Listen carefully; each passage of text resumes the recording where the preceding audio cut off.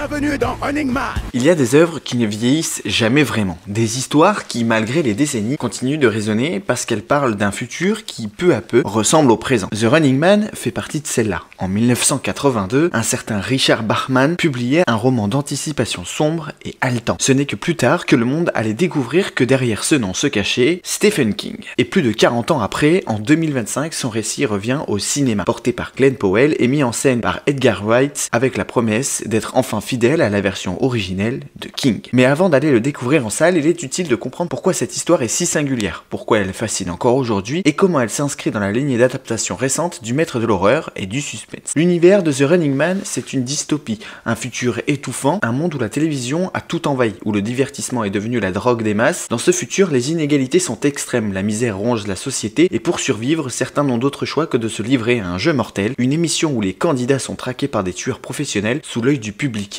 une course contre la mort, filmée en direct, transformée en spectacle. C'est là qu'entre en scène Ben Richards, un homme ordinaire acculé par la vie qui accepte de participer à cette émission pour des raisons profondément humaines, une décision qui va tout changer. Sans spoiler l'intrigue, il faut savoir que The Running Man n'est pas seulement un récit d'action ou de survie, c'est un roman profondément social, un miroir cruel de notre rapport au voyeurisme, à la consommation de la violence et à la télévision de masse. Stephen King y dénonce déjà à l'époque une société fascinée par la souffrance d'autrui, et ce regard aujourd'hui semble plus pertinent que jamais. On vit dans une ère où les caméras sont partout, où la frontière entre le réel et le spectacle est floue, et où la popularité se mesure en vues et en clics. En ce sens, The Running Man n'a jamais été aussi moderne. C'est ce que semble avoir compris Edgar Wright, le réalisateur britannique connu pour Baby Driver ou Last Night in Soho, a expliqué vouloir revenir à la dimension politique du roman, bien plus sombre et introspective que le film de 1987 avec Arnold Schwarzenegger. Là où le premier film mettait en avant le show, la musculature et la rébellion, cette nouvelle adaptation veut explorer l'homme, la société et la peur du futur. Et le choix de Glenn Powell récemment vu dans Top Gun Maverick, Hitman ou encore Tout sauf toi n'est pas anodin. Il a cette capacité rare à incarner à la fois le charisme, la fragilité, la tension. Il ne joue pas un héros d'action invincible, il joue un homme pris au piège dans un système qui l'écrase. Mais ce Running Man s'inscrit aussi dans un contexte plus large, celui d'une véritable renaissance des adaptations de Stephen King au cinéma. Depuis quelques années, Hollywood redécouvre à quel point son univers est riche, humain et profondément adaptable à notre époque. Tout a vraiment commencé avec It en 2017, réalisé par Andy Muschietti, qui a rappelé à tout le monde que King savait mêler peur et émotion. Puis It, chapitre 2, a prolongé la saga avec une approche plus adulte et introspective. Dans le même temps, d'autres œuvres de King ont fait surface. Dr. Sleep, la suite du mythique Shining, Firestar, revisité en 2022, The Boogeyman, sorti en 2023, et plus récemment The Monkey et The Life of Chuck, deux adaptations prévues pour 2025. Et même Marche ou crève, autre roman signé Richard Bachman, est en préparation, lui aussi adapté pour le grand écran. Cette tendance n'est pas anodine. Stephen King n'a jamais été aussi contemporain. Là où la science-fiction parlait d'avenir lointain, King parlait toujours du présent, de la peur sociale, de la solitude, de la manipulation médiatique et l'effondrement moral d'un monde qui préfère regarder plutôt qu'agir. Et The Running Man condense tout cela. C'est à la fois une critique du pouvoir, une satire du divertissement et une course pour la survie. Ce que promet le film d'Edgar Wright, c'est une mise en scène nerveuse, viscérale, mais aussi émotionnelle. Il ne s'agit pas d'un blockbuster explosif, mais d'un thriller humain. Le réalisateur a expliqué vouloir que le spectateur ressente la fatigue, la peur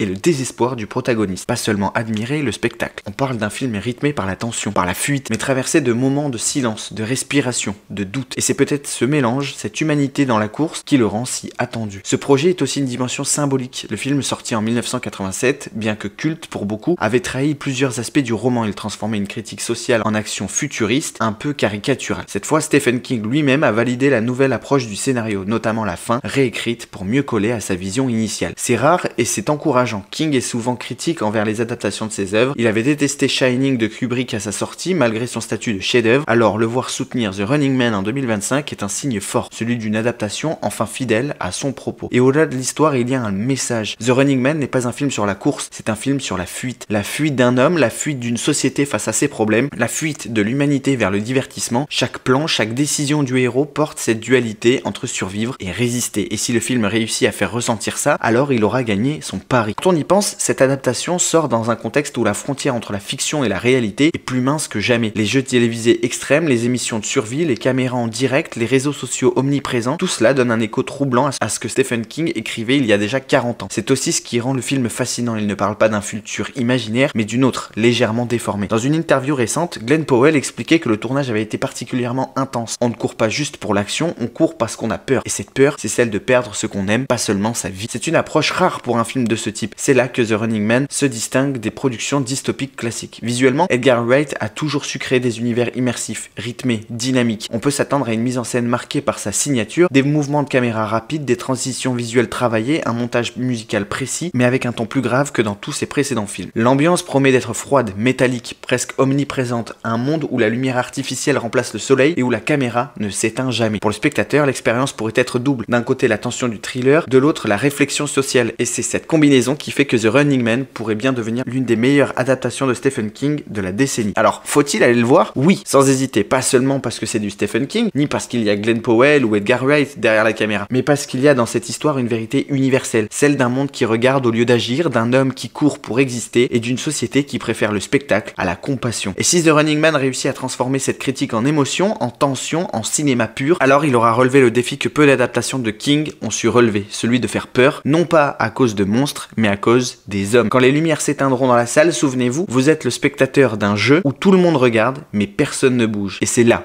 que commence la véritable horreur. Eh ouais, les mange-merdes, je suis toujours là.